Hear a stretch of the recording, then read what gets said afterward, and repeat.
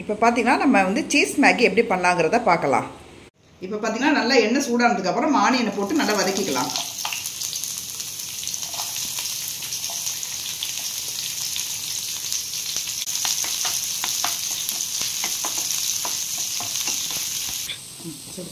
அடுத்தது பார்த்தீங்கன்னா தக்காளி ஆட் பண்ணிக்கலாம்.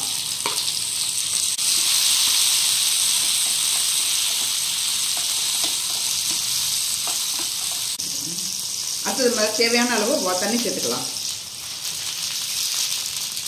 இப்போ தண்ணி கொதிக்கும் போது நம்ம மேகி மசாலாவை ஆட் பண்ணிக்கலாம்.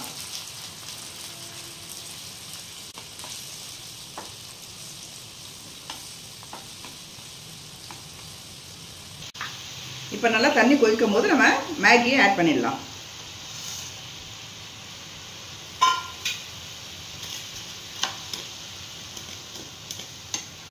இப்போ 2 மினிட்ஸ் நல்லா கொதிக்கட்டும். அது வரைக்கும் நம்ம மூடி போட்டு க்ளோஸ் பண்ணி வைக்கலாம்.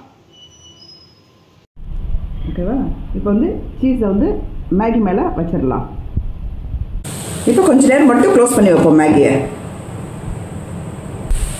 இப்போ வந்து சீஸ் பார்த்தீங்கன்னா நல்லா மெல்ட் ஆகிடுச்சு. இப்போ எடுத்து சாப்பிட வேண்டியதுதான்.